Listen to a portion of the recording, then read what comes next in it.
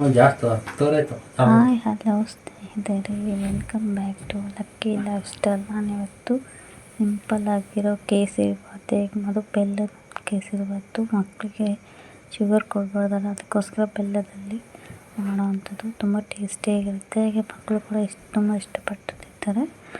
ಇದನ್ನು ತುಪ್ಪದಲ್ಲಿ ದ್ರಾಕ್ಷಿ ಗೋಡಂಬಿ ಹುರಿದು ಸೈಡಲ್ಲಿ ಎತ್ತಿಟ್ಕೊಂಡಿದ್ದೀನಿ. ಈಗ ಒಂದು ಚಿಕ್ಕ ಲೋಟದಲ್ಲಿ ರವೆ ತೊಗೊಂಡಿದ್ದೀನಿ. ಅದಕ್ಕೆ ತುಪ್ಪ 2 ಸ್ಪೂನ್ ಹಾಕಿ ಚೆನ್ನಾಗಿ ಹುರಿತಿದ್ದೀನಿ. ಹುರಿದು ಸೈಡಲ್ಲಿ ಎತ್ತಿಟ್ಕೊಂಡು 2 ಸ್ಪೂನ್ ಹಾಕ್ಕೊತಿದ್ದೀನಿ ನಾನು ತುಪ್ಪನ. ಮಕ್ಕಳಿಗೆ ಮಾಡ್ತಿರೋದ್ರಿಂದ ಕಡಿಮೆ ಹಾಕ್ಕೋಬೇಕು, ಅಂದರೆ ಜಾಸ್ತಿ ಆದರೆ ಕೆಮ್ಮಾಗೋ ಚಾನ್ಸಸ್ ಇರುತ್ತಲ್ವ, ಅದಕ್ಕೆ ನೋಡ್ಕೊಂಡು ಹಾಕ್ಕೊಳ್ಳಿ.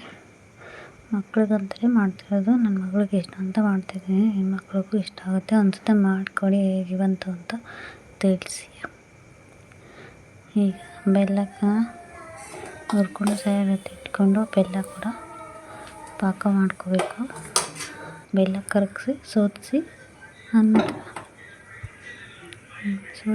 ಪಕ್ಕದಲ್ಲಿ ಇಟ್ಟಿಟ್ಕೊಂಡು, ಆಮೇಲೆ ಖಾಲಿ ಸೋಸಿರ್ತೀವಲ್ಲ ಪಾತ್ರೆ ಕ್ಲೀನಾಗಿರುತ್ತಲ್ಲ, ಆಗ ಮಾತ್ರ ಸ್ವಲ್ಪ ಆಯಿಲ್ ಹಾಕ್ಕೊಂಡು, ಆಮೇಲೆ ಸೋಸಿಟ್ಟಿರೋ ಇದು ಬೆಲ್ಲದ ನೀರು ಹಾಕ್ಕೊಂಡು, ಆಮೇಲೆ ಸ್ವಲ್ಪ ಕುದಿ ಬಂದ ನಂತರ ರವೆನ ಹಾಕ್ಕೊಂಡು ಚೆನ್ನಾಗಿ ಮಿಕ್ಸ್ ಮಾಡಿ, ಲಾಸ್ಟಲ್ಲಿ ದ್ರಾಕ್ಷಿ ಗೋಡಂಬಿನ ಅದನ್ನು ಮಿಕ್ಸ್ ಮಾಡಿಕೊಂಡು, ಹಾಗೆ ಲೋ ಫ್ಲೇಮಲ್ಲಿ ಇಟ್ಕೊಂಡು 2-3 ಸತಿ ಕೈ ಆಡಿಸ್ತಾನೆ ಇರಬೇಕು, ಇಲ್ಲಾಂದರೆ ಗಂಟು ಕೊಟ್ಕೊಂಡಿರುತ್ತೆ. ತಳ ಒತ್ತಕ್ಕೂ ಬಿಡ್ಬಾರ್ದು, ನೀವು ಅವಾಗ ಚೆನ್ನಾಗಿ ಮಿಕ್ಸ್ ಮಾಡ್ತಾನೆ ಇರಬೇಕು. ಮುಚ್ಚಳ ಮುಚ್ಚಿ ಚೆನ್ನಾಗಿ ಹದವಾಗಬೇಕಾದ್ರೆ ಮುಚ್ಚಿ ತೆಗೆದು ಚೆನ್ನಾಗಿ ಮಿಕ್ಸ್ ಮಾಡಿಕೊಂಡ್ರೆ ಸೂಪರಾಗಿರೋ ಬೆಲ್ಲದ ಕೇಸರಿ ಬಾತ್ ರೆಡಿಯಾಗುತ್ತೆ.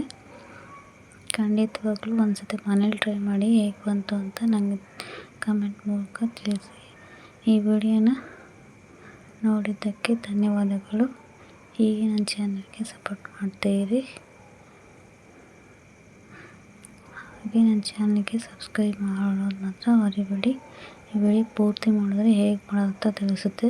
ನಾನೇನಾದರೂ ಸ್ಪೀಡಾಗಿ ಮಾತಾಡಿ ಏನೂ ಮಿಸ್ ಮಾಡಿಲ್ಲ ಅಂದರೆ ವಿಡಿಯೋನ ಕರೆಕ್ಟಾಗಿ ಅಬ್ಸರ್ವ್ ಮಾಡಿದ್ರೆ ನಾನು ಏನು ಮಾಡಿದೆ ಅಂತ ನಿಮಗೆ ಗೊತ್ತಾಗುತ್ತೆ. ಖಂಡಿತವಾಗ್ಲೂ ಇಷ್ಟು ಹೇಳ್ತಾ ಇದ್ದೀನಿ. ಹಾಗೆ ನನ್ನ ಚಾನಲ್ಗೆ ಸಬ್ಸ್ಕ್ರೈಬ್ ಆಗೋದು ಮಾತ್ರ ಮರಿಬೇಡಿ. ಏನಾದರೂ ತಿಳಿದೇನೆ ತಪ್ಪಾಗಿ ಏನಾದರೂ ಹೇಳಿದರೆ ಕ್ಷಮಿಸಿ. ಧನ್ಯವಾದಗಳು.